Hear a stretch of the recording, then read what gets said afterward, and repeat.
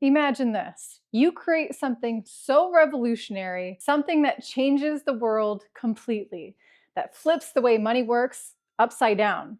It challenges the biggest financial institutions, the most powerful governments, and the entire corrupt system that controls our wealth, giving complete power back to the people. And then you vanish. No fame, no credit, no profit, just gone. Satoshi Nakamoto, a name that has rung through the financial and tech world for over a decade, did exactly that. Could this name belong to a single genius or a shadowy collective or something even like the CIA? As of today, we still don't know who he is. So why does this matter? Because if we did know Satoshi's identity, it could shake the entire foundation of Bitcoin. Imagine what happens if a government, a corporation, or even some billionaire steps forward and says, yeah, I made Bitcoin. Would you still trust it? Would its value collapse?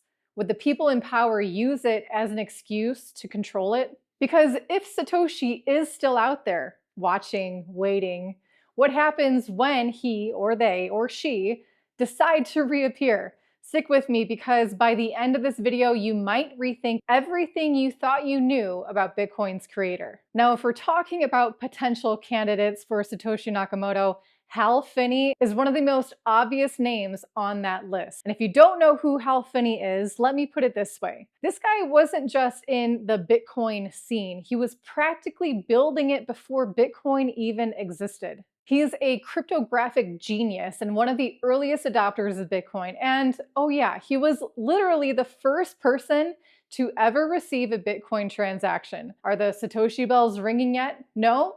Okay, then think about this. First off, Hal had the technical skills, no doubt about it. He was deep into cryptography long before Bitcoin, working on digital cash systems that laid the groundwork for BTC. He even helped develop the first reusable proof-of-work system, which coincidentally, Bitcoin relies on. Second, this guy was a hardcore cypherpunk. For those of you who don't know, cypherpunks are basically the OGs of the digital privacy movement. You gotta read the Cypherpunk Manifesto by Eric Hughes. Anyway, they were the ones pushing for decentralization and freedom from government-controlled money before anyone else, and Hal was one of them. And here's where it really gets weird. Hal Finney lived in the same town as Dorian Nakamoto. Yeah, that Dorian Nakamoto, the guy that Newsweek falsely accused of being Satoshi. Total coincidence? Maybe. Or maybe Dorian was just the perfect cover story all along. Now, let's be fair, there are some holes in this theory. Hal explicitly denied it, first of all. Before he passed away from ALS in 2014, he made it clear he was not Satoshi. He said he was just an enthusiastic supporter, someone who saw Bitcoin's potential early on and wanted to help. Also, his writing style doesn't match Satoshi's. Linguistic analysis has been done, and while there are some similarities, it's not a perfect match. And if we know one thing about Satoshi, it's that he was meticulous. Would he really slip up in a way that let people track him down? It is still possible, though, that this was intentional, but the biggest red flag, if Hal was Satoshi, why didn't he mine more Bitcoin? Or if he did, why didn't he ever touch it? Well, the guy was diagnosed with a terminal illness, and yet he never cashed out. That's either extreme discipline or proof that he wasn't the creator at all. So what if Hal wasn't Satoshi, but he knew who it was? Think about it. Satoshi was someone in the cypherpunk movement. Hal was almost certainly in direct contact with them. And what if instead of being the sole creator, he was part of the team? Because let's be real, Bitcoin wasn't just some random weekend project. It was too perfect, too well thought out. What if Hal wasn't the mastermind, but just one piece of the puzzle? So was Hal Finney the real Satoshi Nakamoto? Or was he just the first person to help bring Bitcoin to life? If he wasn't, then who was he working with? Well, let's take a look at the next candidate, Nick Szabo. Nick Szabo is one of the most suspicious names in the entire who is Satoshi debate. He was talking about decentralized digital money before Bitcoin even existed. He literally created BitGold, which, if you read the Bitcoin white paper, looks eerily similar. And he's one of the few people on the planet who has the perfect blend of cryptography, law, and economic theory to pull something like this off. So let's start with BitGold.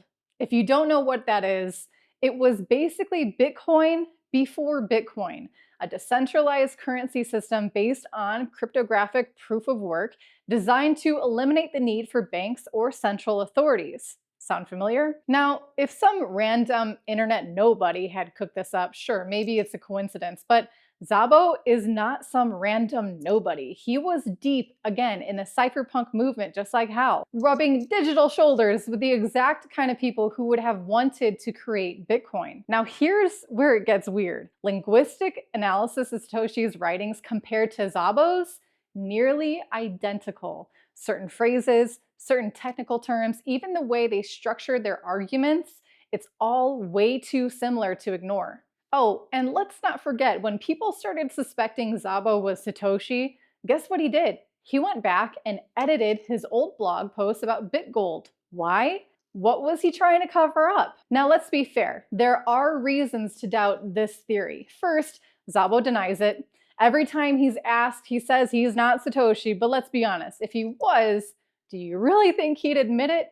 Second, there's no direct evidence linking him to early Bitcoin transactions. You think if he created it, there would be at least some trace of him moving coins around, but nope, there's nothing. But here's the part that gets me. What if Szabo was involved, but he wasn't working alone? Maybe Szabo was the intellectual architect, the guy who laid the foundation.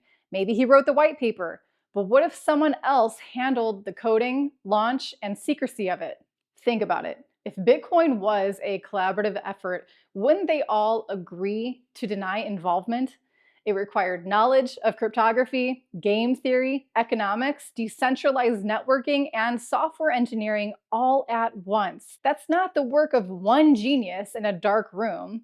That's the work of a team, which brings us to number 3, a secret group or organization. All right, folks, we've talked about the lone genius theories and Hal Finney and Nick Szabo, but what if we're thinking about this all wrong? What if Satoshi Nakamoto was never a single person at all, but a secret group of experts? And if that's true, then the real question isn't just who created Bitcoin, it's where are they now? So let's start with the Bitcoin white paper. If you've read it, you'll notice something strange. It doesn't read like it was written by just one person. The structure, the way ideas are presented, it feels like multiple minds contributed to it. It's clean, it's methodical, it's balanced, and that's weird because most brilliant inventors, they don't write like that. Compare it to other solo inventors, people like Musk, Jobs, or even Vitalik Buterin. Their writings are full of quirks, personality, ego. But the Bitcoin white paper, it's sterile. It reads like a research paper from a team. And then there's Satoshi's emails. So in the early days, Satoshi communicated with developers in Bitcoin forums and through emails. But here's where things get strange. Sometimes Satoshi would reply instantly, like he was constantly available, almost like shifts were being taken. And his writing style wasn't 100% consistent. Some messages were written with perfect grammar, others had slight inconsistencies. And his activity matched multiple time zones, as if Bitcoin's creator wasn't in just one place, but spread across multiple regions. It's almost like Satoshi wasn't a person, it was a group. But if Bitcoin was built by a team, then who the heck was behind it? The most obvious answer is that Bitcoin was created by a collective of cypherpunks, a group of privacy-obsessed cryptographers who had been working on digital cash systems for years. People like Hal Finney, Nick Szabo, and Adam Back all had the technical expertise to contribute.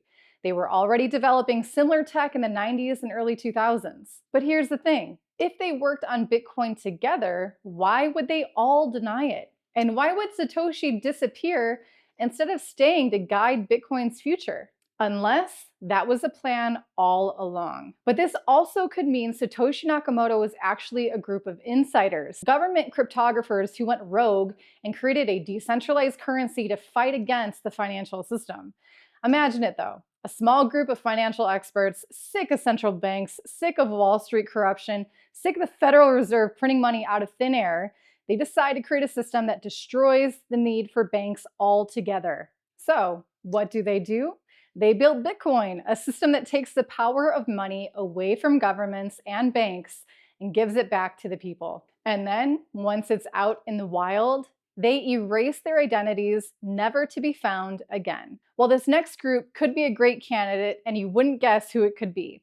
If you're loving this deep dive into the mystery of Satoshi, make sure you subscribe to Crypto Tips. Here, we don't do fluff, we don't do hype, just raw, unfiltered truth about crypto, the financial system, and the corruption they don't want you to see. So now let's get into candidate number 4, the nightmare one.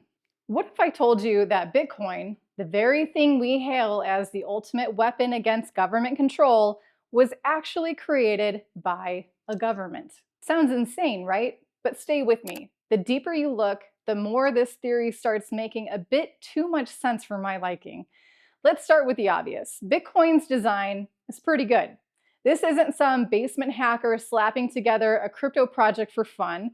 We're talking about a financial and cryptographic system that's airtight and so resistant to attack that even the biggest governments and corporations can't crack it.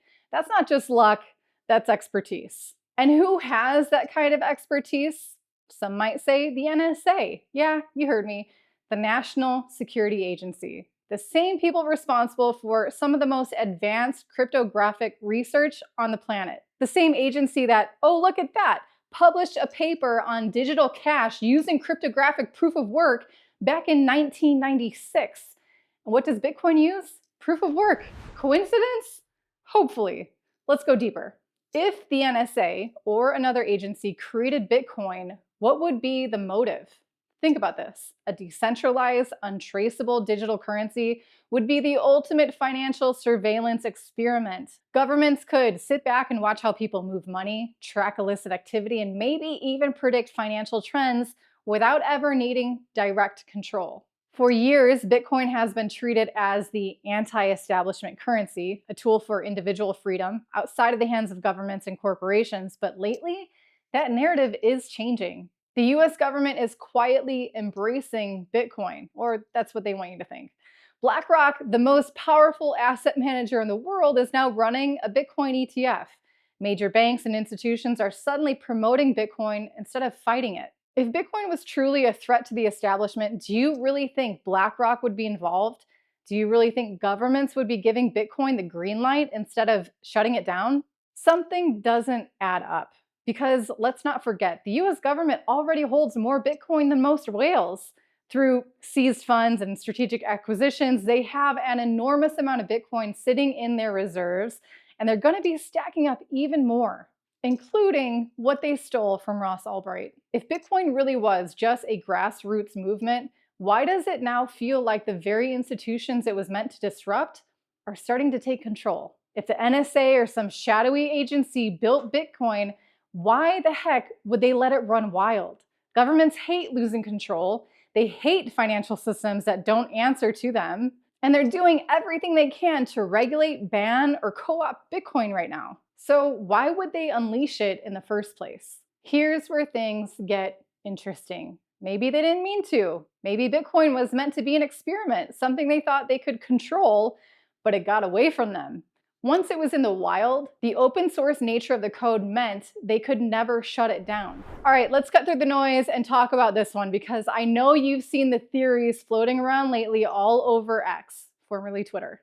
Jack Dorsey. Yeah, the Twitter guy, the Bitcoin evangelist, the man who spent years championing Bitcoin while subtly dropping hints, and maybe, again, just maybe, he knows more than he lets on. At first, you might think this is a stretch. I know I did.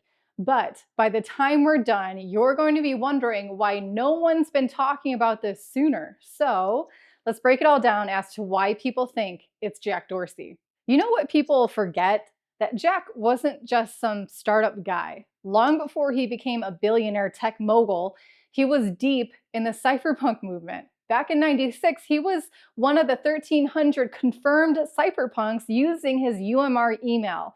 He was coding in C, Python, Java, Perl, PHP, Lisp, you name it. Now, really think about this next point.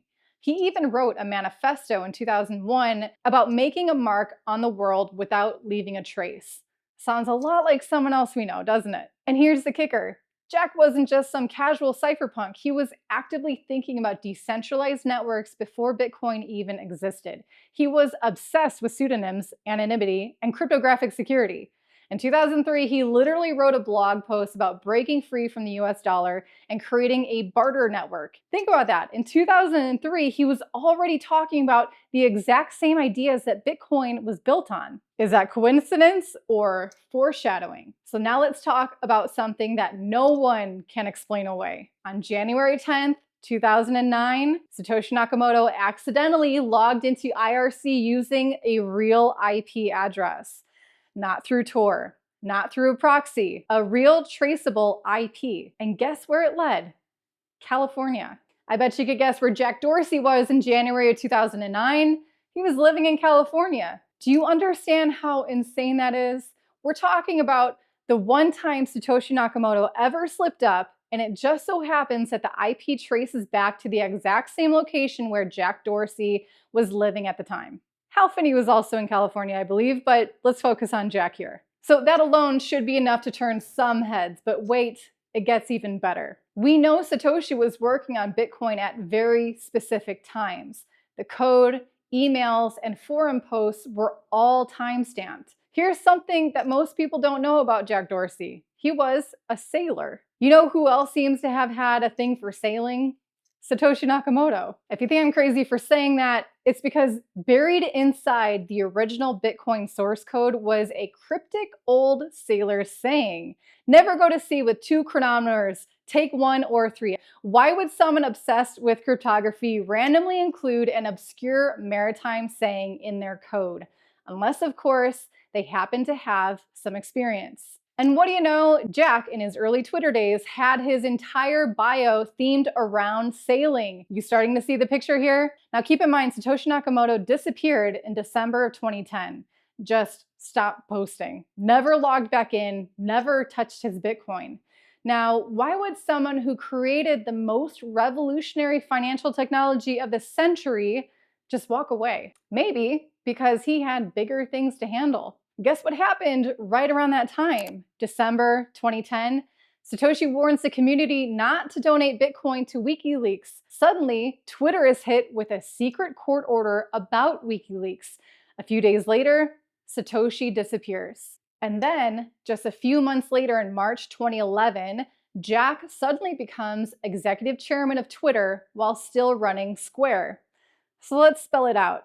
Satoshi disappears. Jack suddenly has no time. It's almost like he wrapped up Bitcoin and moved on. So let's step back for a second. Jack was a confirmed cypherpunk. He had the technical expertise to build Bitcoin. His work schedule, life events, and even IP address match Satoshi's activities. He's been Bitcoin's biggest champion, never touching altcoins. He's literally building the infrastructure for Bitcoin's future right now. And through it all, he keeps dropping hints. In 2023, Jack literally said that Bitcoin and Satoshi in 2009 were a combination of my childhood, my curiosity, and everything I aspired to be. Folks, he basically admitted it. But admitting it doesn't mean that you are it. Remember Craig Wright? At this point, the question isn't, is Jack Dorsey Satoshi? It's, why does every single clue point straight to him? And if he is Satoshi, why did he disappear? What's his endgame? Let me know what you think in the comments. All right, so let's get real for a second. We've talked about the cryptographers, the cypherpunks, and the underground rebels who might have created Bitcoin. But what if we've been looking in the wrong place this whole time? What if Satoshi Nakamoto wasn't some anonymous coder in the shadows? What if it was Elon Musk? I know, it sounds ridiculous, right? The same guy launching rockets, messing around with AI, and creating governmental departments named after meme coins. That guy? But let's take a step back, because once you see the evidence, you might start to wonder if this theory isn't so crazy after all. First, let's talk about qualifications. Bitcoin wasn't just some script kiddies weekend project. It required deep expertise in coding, cryptography, economics, and game theory all at once. And guess who just happens to be one of the only people on the planet with all of those skills? Elon Musk. Let's not forget, before he was the richest man in the world, Musk was a hardcore engineer. He built X.com, not the one we know today, but the one that later became PayPal, one of the first major online financial platforms. He co-founded OpenAI, diving deep into cryptography and security. He taught himself coding at age 12, writing his own video game. This guy isn't just some businessman, he's a builder, a coder, a guy who literally obsesses over digital payments. The original goal of PayPal was to try to build a competitor to the US dollar. It's not just his background that's suspicious, it's his weird connections to Bitcoin itself. Back in 2017, a former SpaceX intern named Sahil Gupta claimed that Musk was Satoshi. Now that might sound like just another internet theory, but here's the real bombshell. Researchers analyzed Musk's writing style and compared it to Satoshi's emails and the Bitcoin white paper. And guess what? Just like Szabo, he was also an almost perfect match. The way Musk structures his sentences, the technical language he uses, it's eerily similar to Satoshi.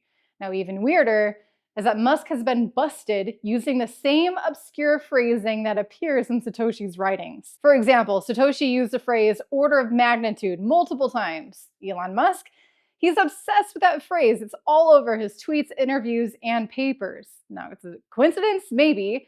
But here's the part that really makes you think. Musk is known for posting weird, cryptic tweets, but some of them seem a little too perfectly timed when it comes to Bitcoin's history. For example, before Bitcoin even launched, Musk was already talking about digital money that functions exactly like BTC. In 2014, someone straight up asked Musk if he was Satoshi. His response? A weird, dismissive, well, what would you like me to say? And then in 2021, he randomly tweets, in retrospect, it was inevitable, right as Bitcoin was hitting new all-time highs. Now, does that sound like a guy who discovered Bitcoin late? Or does it sound like a guy who built it, watched it grow, and then started nudging it along? Now, let's be fair. There are a few big reasons why this theory might fall apart. First, Musk has denied it multiple times. They all do. But let's be real. If he was Satoshi, do you really think he'd just admit it? If he did, governments around the world would be all over him in seconds. Second, Bitcoin isn't very Musk-like. If he did create Bitcoin, wouldn't he have made it far more scalable? Musk hates inefficiency. He builds reusable rockets, high-speed tunnels, AI-driven factories. So why would he create Bitcoin with a block size limit and slow transactions? That's the biggest argument against him. Musk is all about optimization. Bitcoin, in its original form, isn't optimized at all. Unless, what if Musk did create Bitcoin, but then decided it was too slow, too inefficient, too outdated, so he walked away? What if that's why he's been experimenting with Dogecoin and other cryptocurrencies instead? Maybe Musk built Bitcoin, realized its flaws, and then decided to let it run wild while he worked on something better. Because here's the thing, he still plays games with the crypto markets. One tweet from him can send Bitcoin soaring or crashing. He's pumped Dogecoin while subtly dismissing Bitcoin's issues. He's actively working on integrating crypto payments into X, formerly Twitter. Maybe he's still nudging the space. Maybe he's still in control. So is Elon Musk Satoshi Nakamoto, or is he just another player in a much bigger game? So here's a question for you. What happens if Satoshi comes back? This is a weird, almost nightmare scenario that nobody wants to talk about. What happens if one day those 1 million Bitcoin suddenly move? What happens if Satoshi or the group behind Bitcoin decides to step back into the game? But let's be clear, whoever created Bitcoin still has the keys to the kingdom. If they come back, they could crash the market overnight by dumping 1 million Bitcoin, claim ownership of Bitcoin's future, influencing its development forever, expose the truth about who created it and why, or Satoshi returns just to burn all of those coins, marking the single biggest burn transaction in the history of cryptocurrency, Just imagine how everyone would react. Now guys, if this video has you questioning everything you thought you knew about Bitcoin, you're not alone. That's why we created Learning Crypto, a membership packed with exclusive insights, in-depth breakdowns, and the kind of crypto education you won't get from the mainstream. Want to stay ahead of the curve? Join now and get access to the real information before the rest of the world catches up. There's a link in the video description. Now, at this point, we have to ask ourselves, do you really want to know who Satoshi Nakamoto is? Because the moment that we do, Bitcoin changes forever. Let me know in the comments your thoughts, because the second we find out who Satoshi really is, Bitcoin may never be the same again.